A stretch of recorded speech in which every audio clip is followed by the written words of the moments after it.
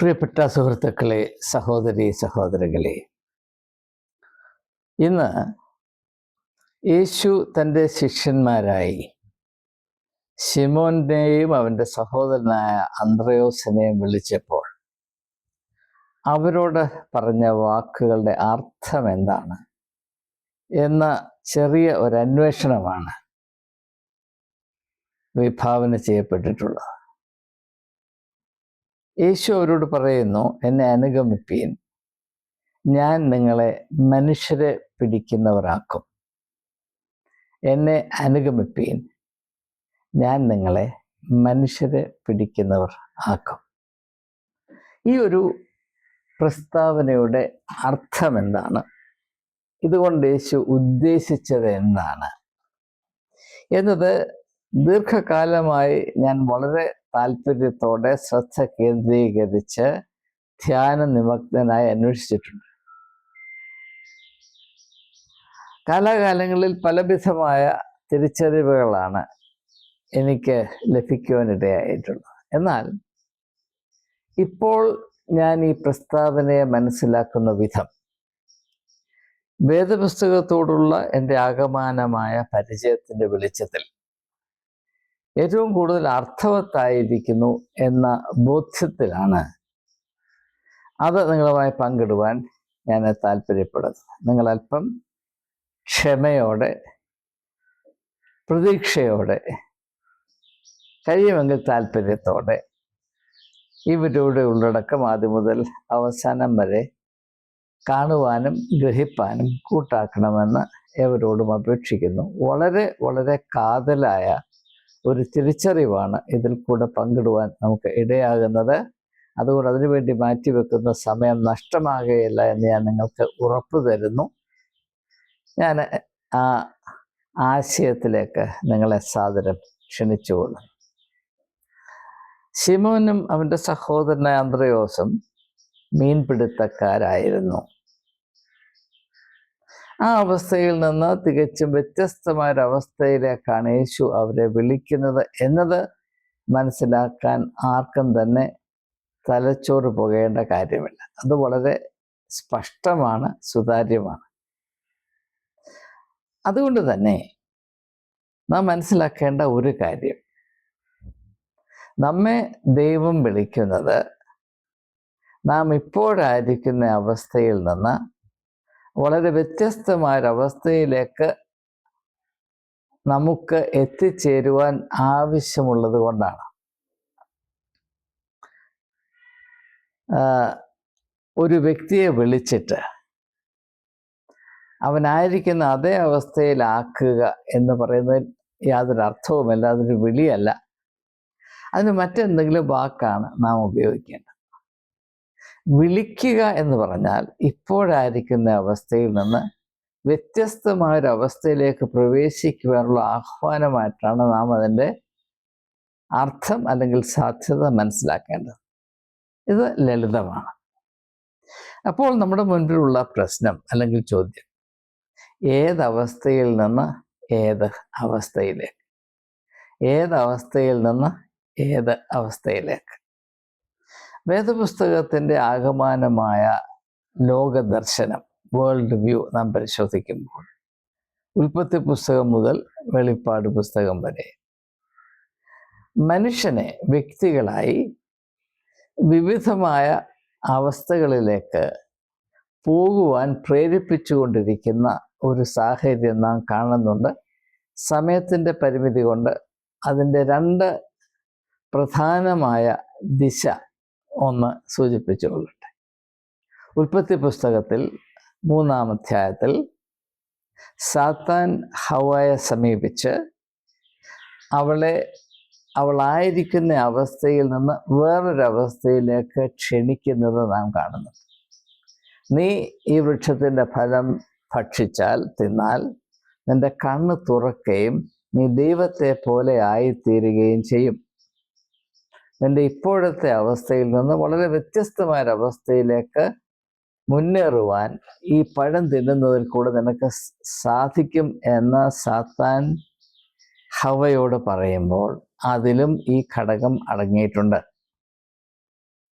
അപ്പോൾ സാത്താനാണെങ്കിലും ദൈവമാണെങ്കിലും മനുഷ്യൻ അവനായിരിക്കുന്ന അവസ്ഥയിൽ നിന്ന് വ്യത്യസ്തമായ അവസ്ഥയിലേക്ക് അവനെ നയിക്കുവാൻ ഉള്ള ലക്ഷ്യത്തോടു കൂടെയാണ് സമീപിക്കുന്നത്, വിളിക്കുന്നത് എന്നത് തിരിച്ചറിയുവാൻ എളുപ്പമാണ്. എന്നാൽ അതുപോലെ തന്നെ തിരിച്ചറിയാൻ എളുപ്പമുള്ള ഒരു മർമ്മമാണ്, ഒരു പാറ്റേൺ ആണ്, സാത്താൻ മനുഷ്യനെ വിളിക്കുന്ന അല്ലെങ്കിൽ വിളിച്ചുകൊണ്ട് പോകുവാൻ ഉദ്ദേശിക്കുന്ന ദിശയും അല്ലെങ്കിൽ വഴിയും ദൈവം മനുഷ്യനെ വിളിക്കുന്ന അല്ലെങ്കിൽ വിളിച്ചാക്കുവാൻ ഉദ്ദേശിക്കുന്ന വഴിയും തമ്മിൽ വലിയ വലിയ വ്യത്യാസമുണ്ട്. ഒന്ന് മറ്റതിന് ഘടകവിരുദ്ധമാണ്. ഒന്ന് തെക്കോട്ടാണെങ്കിൽ മറ്റേത് വടക്കോട്ടാണ്, അല്ലെങ്കിൽ ഒന്ന് വടക്കോട്ടാണെങ്കിൽ മറ്റേത് തെക്കോട്ടാണ്. ഈ ഒരു വ്യത്യാസം നാം വളരെ വ്യക്തമായി ധരിച്ചിരിക്കണം. ഇനി മൂന്നാമതായിട്ട് എനിക്ക് പറയാനുള്ളത്, സാത്താൻ മനുഷ്യനെ വിളിച്ചു കഴിഞ്ഞതാണ്. ഇതല്പം സംഭ്രമം ജനിപ്പിക്കുന്നതാണ് എങ്കിലും മനുഷ്യജാതി ആകമാനം സാത്താൻ്റെ വിളി ശ്രദ്ധിക്കുകയും അവൻ പറഞ്ഞ ദിശയിൽ സഞ്ചരിക്കാൻ തുടങ്ങുകയും ചെയ്തിട്ട് നാളേറെയായി. മനുഷ്യരാശിയുടെ ചരിത്രവും മനുഷ്യ സ്വഭാവത്തിൻ്റെ അവസ്ഥയുമെല്ലാം അതാണ് സൂചിപ്പിക്കുന്നത് എന്നാണ് വേദപുസ്തകത്തിൽ കൂടെ നാം മനുഷ്യൻ്റെ അവസ്ഥയെ മനസ്സിലാക്കാൻ ശ്രമിക്കുമ്പോൾ നമുക്ക് വെളിപ്പെട്ടു വരുന്നത്. മനുഷ്യ സ്വഭാവത്തിൽ പൈശാചികമായ ഒരു മർമ്മം നുഴഞ്ഞു കയറുകയും അത് അതിനുശേഷം എക്കാലത്തും പ്രവർത്തിച്ചു കൊണ്ടേയിരിക്കുകയും ചെയ്യുന്നു. അതുകൊണ്ടാണ് നമ്മുടെ ഉള്ളിൽ തന്നെ നല്ല സാധ്യതകളെപ്പറ്റി നമുക്ക് താല്പര്യമുണ്ടെങ്കിലും നാം ഒട്ടുമുക്കാലും ചെയ്യുന്നത് തികച്ചും അർത്ഥശൂന്യമായതും നാം തന്നെ വെറുക്കുന്നതുമായ കാര്യങ്ങളാണ്. ഇത് വളരെ കൃത്യമായി പൗലോസ് അപ്പോസ്തലൻ ഒരു കുമ്പസാരം നടത്തുന്നത് പോലെ റോമർക്കെഴുതിയ ലേഖനം 7-ാം അധ്യായത്തിൽ പ്രസ്താവിച്ചിട്ടുണ്ട്. സമയത്തിൻ്റെ പരിമിതിയോടെ വിശദാംശങ്ങളിലേക്ക് ഞാൻ നിങ്ങളെ ഇപ്പോൾ നയിക്കുന്നില്ല. നന്മ എന്താണെന്ന് നല്ല ബോധ്യമുണ്ട്, ആ അറിയുന്ന നന്മ ചെയ്യുവാൻ താല്പര്യവുമുണ്ട്. പക്ഷേ ഞാൻ തന്നെ പകയ്ക്കുന്ന തിന്മയാണ് ഞാൻ ചെയ്യുന്നത്. അതുകൊണ്ട് എൻ്റെ അവയവങ്ങളിൽ മരണത്തിൻ്റെ മർമ്മം പ്രവർത്തിക്കുന്നു എന്ന് പൗലോസ് അപ്പോസ്തലൻ അവിടെ വളരെ അത്ഭുതവഹമായി ഒരുപക്ഷെ ശാസ്ത്രജ്ഞന്മാർക്ക് പോലും പ്രയോജനം വരുന്ന വിധത്തിൽ പ്രസ്താവിക്കുന്നുണ്ട്. ഞാൻ കൂടുതലായി വിശദീകരിക്കുന്നില്ല. അപ്പോൾ മനുഷ്യരാശിയുടെ ദിശ ഒരു വിധത്തിൽ സാത്താൻ്റെ സ്വാധീനത്തിൽ പരുവപ്പെടുത്തി വെച്ചിട്ടുണ്ട്. അതുകൊണ്ടാണ് യേശു സാത്താനാൽ പരീക്ഷിക്കപ്പെടുമ്പോൾ അതിൻ്റെ ക്ലൈമാക്സ് എന്ന വിധത്തിൽ സാത്താൻ യേശുവിനെ മലയുടെ മുകളിൽ കൊണ്ടുപോയി ലോകത്തെയും അതിൻ്റെ വലിയ നേട്ടങ്ങളെയും ഒക്കെ കാണിച്ചിട്ട് വീട് നമസ്കരിച്ചാൽ ഇതൊക്കെ നിനക്ക് നൽകാമെന്ന് പറയുമ്പോൾ അത് നിന്റെ മുതലല്ലല്ലോ എന്ന് യേശുവോട് തർക്കുത്തരം പറയുന്നില്ല. ഈ ലോകം സാത്താന്യ ശക്തിക്ക് അടിമപ്പെട്ടതാണ് എന്നത് യേശു സമ്മതിച്ചു കൊടുക്കുകയാണ്. ആ യാഥാർത്ഥ്യം ഉൾക്കൊണ്ടുകൊണ്ടാണ് യേശു തൻ്റെ പരസ്യ ശുശ്രൂഷ ആവിഷ്കാരം ചെയ്യുന്നത് എന്നത് നാം പ്രത്യേകം ശ്രദ്ധിക്കേണ്ട കാര്യം. അതുകൊണ്ടാണ് യേശു വ്യക്തികളെ വിളിക്കുന്നത്. നാം എപ്പോഴായിരിക്കുന്ന അവസ്ഥയിൽ, മനുഷ്യ സ്വഭാവത്തിൽ, മനുഷ്യൻ്റെ അഭിരുചികളിൽ, മനുഷ്യൻ്റെ വ്യക്തിത്വത്തിൽ, കാഴ്ചപ്പാടുകളിൽ, ലക്ഷ്യങ്ങളിലെല്ലാം തന്നെ പൈശാചികമായ ഒരു മർമ്മം പ്രവർത്തിക്കുന്നുണ്ട്. എന്തുകൊണ്ടാണ് മനുഷ്യൻ്റെ ചരിത്രം യുദ്ധത്തിൻ്റെയും നശീകരണത്തിൻ്റെയും ചരിത്രമായി തീർന്നത് എന്ന ചോദ്യം പരിഗണിച്ചാൽ തന്നെ ഇത് ഏതാണ്ട് വെളിപ്പെട്ടു വരും എന്നതാണ് ഞാൻ കരുതുന്നത്. അപ്പോൾ ഈ ഒരു അവസ്ഥ, ഇത് എപ്പോഴും യുദ്ധവും ക്ഷാമവും കെടുതിയും ഉണ്ടാകണമെന്നില്ല. പൈശാചികമായ സ്വാധീനത്തിൽ കൂടെ മനുഷ്യന് സംഭവിക്കുന്നത് അവൻ്റെ വ്യക്തിപരമായ മാഹാത്മ്യം, അവൻ്റെ വ്യക്തിത്വത്തിൻ്റെ പ്രത്യേകത, ആ പ്രത്യേകത സൂചിപ്പിക്കുന്ന ദൈവികമായ ഉദ്ദേശങ്ങൾ, ഇവയെ പൂർണ്ണമായും മറന്നുകൊണ്ട് അവയുമായി യാതൊരു ബന്ധവുമില്ലാതെ മൃഗത്തെ പോലെ ദിനരാത്രങ്ങൾ കഴിഞ്ഞുകൂടുന്ന അവസ്ഥയും പൈശാചികമായ അവസ്ഥയാണ് എന്നെന്നുകൊണ്ടോ അത് സുവിശേഷങ്ങൾ വേണ്ടതുപോലെ വ്യക്തമാക്കുന്നുണ്ട് എങ്കിലും നാം തിരിച്ചറിയാൻ കൂട്ടാക്കുന്നില്ല. നിഷ്ക്രിയമായിരിക്കുക, വെറും ജീവിക്കുന്ന ശവത്തെ പോലെ ആയിരിക്കുക, അല്ലെങ്കിൽ എവിടെയെങ്കിലും അള്ളിപ്പിടിച്ചിരിക്കുക, മരത്തിൽ ഇത്രികൾ പതിരുന്നത് പോലെ ആരെങ്കിലും ആശ്രയിച്ച് കഴിയുക, ദൈവം നമുക്ക് നൽകിയ വ്യക്തിത്വത്തിൻ്റെ ആധികാരികത എന്താണെന്ന് തിരിച്ചറിയാൻ കൂട്ടാക്കാതെ മറ്റുള്ളവരാൽ നിയന്ത്രിക്കപ്പെടുന്ന പാവകളായി ആജീവനാന്തം ജീവിച്ച് ഈ നല്ല ജീവിതത്തെ വ്യർത്ഥമാക്കി നശിപ്പിച്ചു കളയുന്ന ഒരു അവസ്ഥയിലാണ് ലോകത്തിൽ ബഹുഭൂരിപക്ഷം ആളുകളും എന്നത് ദുഃഖജനകമായ ഒരു യാഥാർത്ഥ്യമാണ്. ഇങ്ങനെയുള്ള അവസ്ഥയിൽ നിന്നാണ് യേശു മനുഷ്യരെ വിളിച്ച് അവരന്ന് വരെ വിഭാവന ചെയ്തിട്ടില്ലാത്ത, അവർക്ക് വിഭാവന ചെയ്യാൻ കഴിയുമായിരുന്നില്ലാത്ത ഒരു ഉന്നതമായ പ്രത്യേകതയുള്ള അർത്ഥവത്തായ അത്ഭുതജനകമായ ഒരവസ്ഥയിലേക്ക് അവരെ വഴി നടത്തുവാൻ, ഉയർത്തുവാൻ, കൊണ്ടെത്തിക്കുവാൻ താല്പര്യപ്പെടുന്നത്. ഈ പശ്ചാത്തലത്തിൽ വേണം യേശു ശിമോനെയും അവരുടെ സഹോദരനായ അന്ത്രയോസിനെയും വിളിച്ച സംഭവം മർക്കോസ് അതിൻ്റെ 1-ാം അധ്യായത്തിൽ, സുവിശേഷത്തിൻ്റെ 1-ാം അധ്യായത്തിൽ രേഖപ്പെടുത്തിയിരിക്കുന്നത് നാം സമീപിക്കുവാനും മനസ്സിലാക്കാൻ ശ്രമിക്കുകയും ചെയ്യുവാൻ. അവിടെ 2 സഹോദരന്മാർ അവരുടെ അഹോവൃത്തി നടത്തുന്നതിന് വേണ്ടി മീൻ പിടിക്കുകയാണ്. അതിലെന്തെങ്കിലും തെറ്റുണ്ടോ? ഒരു തെറ്റുമല്ല. അങ്ങനെ അധ്വാനിക്കുന്നത് നല്ലതാണോ? നല്ലത് തന്നെയാണ്. പക്ഷേ നാം മനസ്സിലാക്കേണ്ട ഒരു കാര്യം, ദൈവത്തിൻ്റെ കണ്ണിൽ കൂടെ നമ്മെ നോക്കുമ്പോൾ നാം മീൻപിടുത്തക്കാരായി മാത്രം കഴിയാനുള്ളവരല്ല. മീൻ പിടിക്കുക ആവശ്യമാണ്. ഇവിടെ മീൻ പിടിക്കുക എന്നത് പ്രതീകാത്മകമായി നാം മനസ്സിലാക്കണം. മീൻ പിടിക്കുക എന്നതുകൊണ്ട് ഇവിടെ ഉദ്ദേശിക്കുന്നത് അഹോവൃത്തി കഴിപ്പാനുള്ള മാർഗങ്ങൾ. ഒരാൾ ടൈപ്പിസ്റ്റ് ആയിരിക്കും, ഒരാൾ ക്ലാർക്കായിരിക്കും, ഒരാൾ സെക്ഷൻ ഓഫീസറായിരിക്കും, ഒരാൾ എഞ്ചിനീയർ ആയിരിക്കും, ഒരാൾ ഡോക്ടറായിരിക്കും, ഒരാൾ ബസ് ഡ്രൈവർ ആയിരിക്കും, എന്തുമായിക്കൊള്ളട്ടെ. അഹോവൃത്തി കഴിക്കാൻ നാം നടത്തുന്ന അധ്വാനങ്ങൾ, അതിനെല്ലാം ഉൾക്കൊണ്ടുകൊണ്ടാണ് മീൻ പിടിക്കുക എന്ന ഈ ആശയം. മീൻ പിടിക്കുന്നത് എന്തിനാണ്? അഹോവൃത്തി കഴിക്കാനാണ്.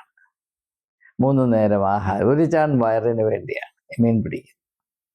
അപ്പം മനുഷ്യൻ്റെ ജീവിതത്തിൻ്റെ സാധ്യത ഇത് മാത്രമേ ഉള്ളൂ എന്നൊരു ചോദ്യമാണ് ഇവിടെ യേശു ഉന്നയിക്കുന്നത്. ദൈവം മനുഷ്യനെ സ്വന്തം രൂപത്തിലും സാദൃശ്യത്തിലും സൃഷ്ടിച്ചു എന്ന വേദപുസ്തകം അതിൻ്റെ ആദ്യ ഭാഗത്ത് തന്നെ വളരെ ശക്തമായി പ്രഖ്യാപിക്കുമ്പോൾ അതിൽ നിന്ന് നാം കൃത്യമായി മനസ്സിലാക്കേണ്ടത്, വെറും ദിനരാത്രങ്ങൾ മൃഗങ്ങളെ പോലെ കഴിയുവാനല്ല പ്രത്യേകതയുള്ള ഈ ഒരു സൃഷ്ടി മനുഷ്യന് ദൈവം വിഭാവന ചെയ്യുകയും നൽകുകയും ചെയ്തത്. മറ്റ് മൃഗങ്ങളെ പോലെയാണ് മനുഷ്യൻ ജീവിക്കേണ്ടത് എങ്കിൽ അപ്രകാരം അവനെ സൃഷ്ടിച്ചാൽ മതിയാകുമായിരുന്നു. അതിൽ നിന്ന് വ്യത്യസ്തമായി ദൈവത്തിൻ്റെ തന്നെ രൂപത്തിലും സാദൃശ്യത്തിലും മനുഷ്യൻ സൃഷ്ടിക്കപ്പെട്ടു എന്ന് പറയുമ്പോൾ അതിൻ്റെ പിറകിൽ മഹനീയമായൊരു ഉദ്ദേശം അടങ്ങിയിട്ടുണ്ട് എന്നത് സാമാന്യ ബുദ്ധിക്ക് നിരക്കുന്നതും വെളിപ്പെട്ടു വരുന്നതുമായ ഒരു യാഥാർത്ഥ്യമാണ്. അങ്ങനെയെങ്കിൽ നാം മനുഷ്യരാണ് എന്ന യാഥാർത്ഥ്യത്തോട് നീതി പുലർത്താൻ നമുക്ക് സാധിക്കണമെങ്കിൽ പോലും മൃഗങ്ങളെ പോലെ രാവും പകലും ഉണ്ടു ഉറങ്ങി നാളുകൾ കഴിഞ്ഞു അപ്രകാരം ഒഴുകിപ്പോകുന്നത് കൊണ്ട് സാധ്യമല്ല. ഉന്നതമായ ലക്ഷ്യത്തെ കേന്ദ്രീകരിച്ച് ജീവിക്കുമ്പോൾ മാത്രമാണ് മൃഗതുല്യനായ മനുഷ്യൻ ദൈവ സ്വഭാവമുള്ളൊരു വ്യക്തിയായി തീരുന്നത്, ഒരു ജീവി വ്യക്തിയായി തീരുന്നത്. നമുക്കറിയാം, പ്രകൃതിയിൽ പലവിധമായ സൃഷ്ടികളുണ്ട്, ജീവജാലങ്ങളുണ്ട്, മൃഗങ്ങളുണ്ട്, പക്ഷികളുണ്ട്, ഇഴജന്തുക്കളുണ്ട്. ഇവയെല്ലാം ജീവികളാണ്. ആ തോതിൽ നോക്കുമ്പോൾ മനുഷ്യന് ഒരു ജീവിയാണ്. പക്ഷേ അവയ്ക്കില്ലാത്തതും മനുഷ്യർക്ക് മാത്രം സാധ്യമാകുന്നതുമാണ് ജീവിയായിരിക്കുന്നു എന്ന അവസ്ഥയിൽ നിന്ന് വ്യക്തി ആകുന്നു എന്ന അവസ്ഥയിലേക്ക് ഉയർത്തപ്പെടുന്നത്. From being a mere creature to becoming a person. ഇത് വളരെ വളരെ മഹനീയമായ, എന്നെ എപ്പോഴും അത്ഭുതപ്പെടുത്തുന്ന, വെല്ലുവിളിക്കുന്ന ഒരാത്മീയമായ ആശയമാണ്. മനുഷ്യരുടെ ജീവിതത്തിൽ സംഭവിക്കേണ്ട, ദൈവം മനുഷ്യനെ വിളിക്കുന്നതിൽ കൂടെ സംഭവിക്കുന്നത്, വെറും ഒരു ജീവിയായി മാത്രം കഴിയുന്ന മനുഷ്യൻ ഒരു വ്യക്തിയായി രൂപാന്തരപ്പെടുന്നു എന്നുള്ളതാണ്. ഇത് ഉൾക്കൊണ്ടുകൊണ്ടാണ് പൗലോസ് അപ്പോസ്തലൻ കൊരിന്ത്യർക്ക് ലേഖനം എഴുതുമ്പോൾ 2-ാം ലേഖനത്തിന്റെ 5-ാം അധ്യായത്തിൽ 17-ാം വാക്യത്തിൽ പറയുന്നത്, ഒരുവൻ ക്രിസ്തുവിലായാൽ അവൻ പുതിയ സൃഷ്ടിയായി തീരും, പഴയത് കഴിഞ്ഞു പോകും എന്ന് പറയുന്നു. എന്താണ് പഴയത്? പഴയ അവസ്ഥ നാം വെറും ജീവികൾ മാത്രമായിരുന്നു.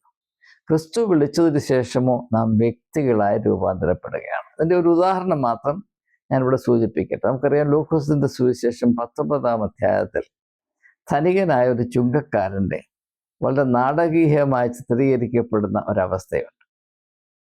അവൻ്റെ പേര് സഖായി എന്നാണ്. ഒരുപക്ഷെ ക്രിസ്ത്യാനികളുടെ ചരിത്രത്തിൽ ഏറ്റവും അധികം പരാമർശിക്കപ്പെട്ടുള്ള പേരുകളുടെ ലിസ്റ്റ് എടുത്താൽ അതിലേതാണ്ട് തലപ്പത്ത് തന്നെ സഖായിയുടെ പേര് കാണും. അതിൻ്റെ കാരണങ്ങളിലേക്ക് ഞാനിപ്പോൾ പോകുന്നില്ല. അപ്പോൾ സഖായി നല്ല ചുങ്കക്കാരനായിരുന്നു, അല്ലെങ്കിൽ നല്ല മീൻപിടുത്തക്കാരനായിരുന്നു. അതുകൊണ്ട് അവൻ ധനാഢ്യനായി. പക്ഷേ വലിയ ധനികനൊക്കെ ആയ ആളുകളൊക്കെ അദ്ദേഹത്തെ ശ്രദ്ധിച്ചു തുടങ്ങിയെങ്കിലും അവൻ വെറും ഒരു ജീവി മാത്രമായിരുന്നു. അവനൊരു വ്യക്തിയായി തീരുവാൻ സാധിച്ചിരുന്നില്ല. അതവൻ്റെ അവബോധ മനസ്സിൽ നന്നേ അവനെ അലട്ടിക്കൊണ്ട് ഇരുന്നത് കൊണ്ടാണ് ഒരു ദിവസം അവന് വീട്ടിൽ നിന്നിറങ്ങി ഭ്രാന്ത് പിടിച്ചവനെ പോലെ എരിഹോവിന് തെരുവീഥിയിൽ കൂടി ഓടി ധനാഠ്യന്മാരൊരിക്കലും ചെയ്യാത്ത വിധത്തിൽ ഒരു കാട്ടത്തിമേൽ വലിഞ്ഞു കയറി ഒരു കുരങ്ങനെ പോലെ ആ കൊമ്പിൽ ഇരുന്നത്. അത്രമാത്രം അവൻ്റെ ഉള്ളിൽ അവനെ അലട്ടുന്നൊരു ഘടകമുണ്ടായിരുന്നു.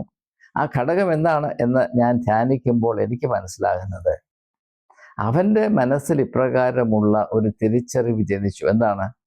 ഞാൻ ധനാഠ്യനാണ്, പക്ഷേ ഞാൻ വെറും ഒരു ജീവി മാത്രമാണ്, ഒരു ജന്തു മാത്രമാണ്. പക്ഷെ എനിക്ക് ഒരു വ്യക്തിയായിത്തീരണം. അതിന് ഈ ലോകത്തിൻ്റെ ഒരു മാർഗത്തിൽ കൂടെയും എത്ര പണം സമ്പാദിച്ചാലും എന്തെല്ലാം സാമൂഹികമായ തലയെടുപ്പുണ്ടായാലും സാധ്യമല്ല. ഞാനൊരു വ്യക്തിയായിത്തീരണമെങ്കിൽ എന്നെ ദൈവം വിളിക്കണം. മനുഷ്യനും ദൈവവുമായുള്ള ബന്ധത്തിൽ കൂടെ മാത്രമേ ജീവിയായ മനുഷ്യൻ വ്യക്തിയായ മനുഷ്യനായി രൂപാന്തരപ്പെടുകയുള്ളൂ. ഇതാണ് ആത്മീയമായ കാതലായ സത്യം. ഇങ്ങനെയുള്ള സത്യങ്ങൾ വെളിപ്പെടുത്താത്തത് കൊണ്ടാണ് മനുഷ്യർ നിഴലുകളെ പോലെ വിറങ്ങലിച്ച് അല്ലെങ്കിൽ ജീവനില്ലാതെ എങ്ങനെയോ ഉണ്ടെന്നും ഇല്ലെന്നും ഇല്ലാത്ത അവസ്ഥയിൽ അങ്ങനെ കഴിഞ്ഞുകൂടുന്നത്.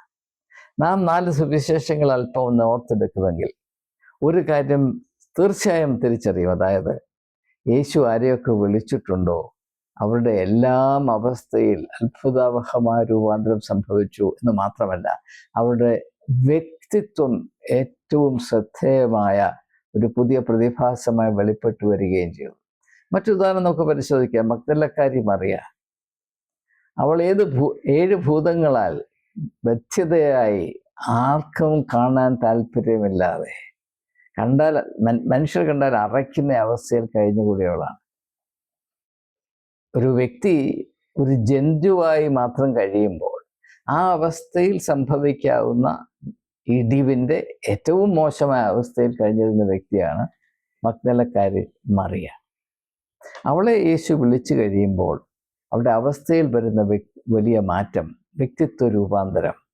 അവൾ ഒരു ആധികാരികമായ വ്യക്തിത്വത്തിൻ്റെ ഉടമയായതുകൊണ്ട് ഇന്നും അവളെ പറ്റി സാഹിത്യത്തിൽ പോലും പലരുടെയും കണ്ണിൽ ഒരു അത്ഭുത പ്രതിഭാസമായി, അൺസോൾവബിൾ റിഡിലായി കഴിയുകയാണ്. അപ്പം അതുകൊണ്ടാണ് ഡവിഞ്ചി കോഡ് പോലെയുള്ള പുസ്തകങ്ങളിൽ, ഡാൻ ബ്രൗണിൻ്റെ ഡവിഞ്ചി കോഡ് പോലുള്ള പുസ്തകങ്ങൾ യേശുവും മഗ്ദലക്കാരി മറിയും തമ്മിലുള്ള ബന്ധം എന്താണ് എന്ന് മനസ്സിലാക്കാൻ കഴിയാതെ, അത് പാശ്ചാത്യ സംസ്കാരത്തിൽ ഒരു പുരുഷനും സ്ത്രീയും കൂടെ പരസ്പരം തിരിച്ചറിഞ്ഞാൽ അതിങ്ങനെ മാത്രമേ ആകാൻ സാധ്യമാകുകയുള്ളൂ എന്ന വിധത്തിൽ അത് ചിത്രീകരിക്കാൻ തത്രപ്പെടുന്നതിൻ്റെ കാര്യം ഇത് മനസ്സിലാക്കാനുള്ള മൂള ഇല്ലാത്തത് കൊണ്ടാണ് എന്നതിനെപ്പറ്റി എനിക്ക് യാതൊരു സംശയമില്ല. ഏതായാലും ഞാൻ എൻ്റെ പ്രധാനപ്പെട്ട പ്രമേയം ഒന്നുകൂടെ ഞാൻ നിങ്ങളെ ഓർമ്മിപ്പിച്ചുകൊണ്ട് ഈ വിഷയം തൽക്കാലം ഇവിടെ ഞാൻ ഉപസംഹരിക്കാൻ പോവുകയാണ്. പക്ഷെ ഇത് സംബന്ധമായ കൂടുതൽ വിവരങ്ങൾ വരുന്ന വീഡിയോകളിൽ ഞാൻ വെളിപ്പെടുത്താൻ താല്പര്യപ്പെടുന്നു. കാരണം ഇത് തിരിച്ചറിഞ്ഞാൽ മാത്രമേ നാം ഇപ്പോഴായിരിക്കുന്ന അവസ്ഥയുടെ ആത്മീയമായ പാപ്പരത്വം എന്താണെന്ന് മനസ്സിലാക്കുവാനും നാം ഇങ്ങനെ ആയിരിക്കേണ്ടവരല്ല, വളരെ ഉദാത്തമായ ഉദ്ദേശത്തോടു കൂടെയാണ് ദൈവം നമ്മെ സൃഷ്ടിച്ചത് എന്നും അതിൻ്റെ എല്ലാ ലക്ഷണങ്ങളും നമ്മുടെ ഹൃദയത്തിലും നമ്മുടെ മനസ്സിലും ആത്മാവിലും ഇന്നും സ്ഥിതി ചെയ്യുന്നുവെന്നും യേശുവിൻ്റെ ഭാഷയിൽ പറഞ്ഞാൽ മത്തായിയുടെ സുവിശേഷം 5-ാം അധ്യായത്തിൻ്റെ 14, 15, 16 വാക്യങ്ങളിൽ രേഖപ്പെടുത്തിയിരിക്കുന്നു. നമ്മുടെ എല്ലാവരുടെയും ഉള്ളിൽ ആ വെളിച്ചമുണ്ട് എന്നും ആ വെളിച്ചം പ്രകാശിക്കേണ്ടതാണെന്നും ആ വെളിച്ചം പ്രകാശിക്കണമെങ്കിൽ മനുഷ്യനും ദൈവമുള്ള ബന്ധം ശരിയാകണമെന്നും ആ ബന്ധം ശരിയാകുന്ന പ്രക്രിയയിൽ കൂടെ മാത്രമേ ഇപ്പോൾ ജന്തുവായിരിക്കുന്ന അല്ലെങ്കിൽ ജീവി മാത്രമായിരിക്കുന്ന അവസ്ഥയിൽ നിന്ന് ഒരു വ്യക്തി എന്ന ഉദാത്തമായ അവസ്ഥയിലേക്ക് വളരുവാൻ, പുരോഗമിക്കുവാൻ, രൂപാന്തരം പ്രാപിപ്പാൻ മനുഷ്യർക്ക് സാധിക്കുകയുള്ളൂ എന്ന പരമമായ ആത്മീയ സത്യത്തെ വേണ്ടതുപോലെ ഗ്രഹിക്കുക എന്നത് ഈ കാലഘട്ടത്തിൻ്റെ, ഈ യുഗത്തിൻ്റെ ഏറ്റവും വലിയ ആവശ്യമാണ്. അതുകൊണ്ട് അത് വേദപുസ്തകത്തിൻ്റെ വെളിച്ചത്തിൽ ഏറ്റവും വ്യക്തമായി മനസ്സിലാക്കുന്നതിന് വേണ്ടി സമയം കണ്ടെത്തുക നമ്മുടെ കടമയാണ്. ഞാൻ ആ വിഷയം ഇപ്പോൾ ഇതിൽ കൂടെ അവതരിപ്പിക്കുക മാത്രമേ ചെയ്തിട്ടുള്ളൂ. അതിൻ്റെ വിവിധമായ വശങ്ങൾ ഒന്ന് പരിഗണിക്കാൻ ഇനിയുള്ള നാളുകളിൽ ഇതിനനുബന്ധമായ പല വീഡിയോകൾ ചെയ്യാൻ ഉദ്ദേശിക്കുന്നുണ്ട്. നിങ്ങൾ ഈ അന്വേഷണ പരമ്പരയിൽ സഹിഷ്ണുതയോടെ, പ്രത്യാശയോടെ, താല്പര്യത്തോടെ പങ്കെടുക്കണമെന്ന് ഒരിക്കൽ കൂടെ അപേക്ഷിച്ചുകൊണ്ട് വീണ്ടും നമ്മെ ഒന്ന് ഓർമ്മിപ്പിക്കട്ടെ. ദൈവം നമ്മെ വിളിക്കുമ്പോൾ സംഭവിക്കുന്നത് എന്താണ്? ഇപ്പോൾ നാം അഹോവൃത്തിക്ക് വേണ്ടി മാത്രം അധ്വാനിക്കുന്ന അത് എല്ലാ മൃഗങ്ങളും ചെയ്യുന്നുണ്ട്. അത് അവരുടേതായ വിധത്തിൽ ചെയ്യുന്നു. സിംഹം, പുലി, കടുവ അതൊക്കെയും അഹോവൃത്തിക്ക് വേണ്ടി അവരുടെ വിധത്തിൽ അധ്വാനിക്കുന്നുണ്ട്. വെള്ളത്തിലെ മീൻ അതിൻ്റെ അഹോവൃത്തിക്ക് വേണ്ടി അധ്വാനിക്കുന്നുണ്ട്. പറമ്പ് നിൽക്കുന്ന മാവും പ്ലാവും തെങ്ങും അതിൻ്റെ അഹോവൃത്തിക്ക് വേണ്ടി അതിൻ്റെ വിധത്തിൽ അധ്വാനിക്കുന്നുണ്ട്. അപ്പം ഇതും മനുഷ്യനുമായിട്ട് വ്യത്യാസം വരുന്ന എവിടാന്ന് ചോദിച്ചാൽ, ഈ അവസ്ഥയിൽ നിന്ന് മനുഷ്യനെ ദൈവം വിളിച്ച് ഓരോരുത്തരുടെയും സൃഷ്ടിയുടെ പ്രത്യേകതയിൽ ഉൾക്കൊണ്ടിരിക്കുന്ന ദൈവികമായ ഉദ്ദേശത്തെ തിരിച്ചറിഞ്ഞ് ആ ദിശയിൽ സഞ്ചരിക്കുവാൻ അവന് ഇടയാകുമ്പോൾ മാത്രമേ അവൻ്റെ വ്യക്തിത്വം യഥാർത്ഥത്തിൽ ജനിക്കുകയും വളരുകയും ചെയ്യുകയുള്ളൂ. അതിനെ സൂചിപ്പിച്ചുകൊണ്ടാണ് യേശു നിക്കോദീമോസിനോട് പറയുന്നത്, നീ വീണ്ടും ജനിച്ചില്ല എങ്കിൽ നീ സ്വർഗരാജ്യം കാണുകയില്ല. നീ ജനിച്ചത് ജീവിയായിട്ടാണ്, ജന്തുവായിട്ടാണ്. വീണ്ടും ജനിക്കുമ്പോൾ നീ വ്യക്തിയായി ജനിക്കും. അത് സാധിക്കണമെങ്കിൽ ദൈവത്തിൻ്റെ വിളി കേൾക്കുന്നവർക്ക് മാത്രമേ അത് സാധിക്കുകയുള്ളൂ എന്നാണ് യേശു ശിമോനോടും അന്ത്രയോസിനോടും പറയുന്നത്. എന്നെ അനുഗമിപ്പീൻ, അതൊരു വിളിയാണല്ലോ. എന്നെ അനുഗമിപ്പീൻ, ഞാൻ നിങ്ങളെ മനുഷ്യരെ പിടിക്കുന്നവരാക്കും. മതത്തിൽ സംഭവിക്കുന്ന, പ്രത്യേകിച്ച് ക്രിസ്തു മതത്തിൽ സഭയുടെ പശ്ചാത്തലത്തിൽ സംഭവിച്ച ഏറ്റവും വലിയ പാളിച്ച എന്താണെന്ന് ചോദിച്ചാൽ, മനുഷ്യരെ പിടിക്കുന്നവരായി വളരാൻ കഴിയാത്തവർ മതപരമായ, സഭാപരമായ ചുമതല ഏറ്റെടുക്കുകയും മീൻ പിടിക്കുന്നത് പോലെ ഈ ശുശ്രൂഷ നടത്തിക്കൊണ്ടു പോവുകയും ചെയ്യുമ്പോൾ അനിവാര്യമായി സംഭവിക്കുന്ന പാളിച്ചകളുടെ അവസാനിക്കാത്ത ഘോഷയാത്രയാണ് ഈ കാലങ്ങളിൽ നാം കണ്ടുകൊണ്ടിരിക്കുന്നത്. അതെങ്കിലും മനസ്സിലാക്കുവാൻ, എന്തുകൊണ്ട് ഇപ്രകാരം നമ്മുടെ മധ്യത്തിൽ സംഭവിക്കുന്നു എന്ന് മനസ്സിലാക്കാനെങ്കിലും ഈ ധ്യാന പരമ്പര സഹായിക്കും എന്ന് ഞാൻ ഉറപ്പ് നൽകിക്കൊണ്ട് തൽക്കാലം വാക്കുകൾ ഉപസംഹരിക്കുന്നു. ഇതിൻ്റെ തുടർന്നുള്ള ചിന്തകളിലേക്ക് നമുക്ക് പ്രവേശിക്കുവാൻ ഇടയാകട്ടെ എന്ന് ആത്മാർത്ഥമായി ആശംസിക്കുന്നു. ഏവർക്കും എൻ്റെ നമസ്കാരം.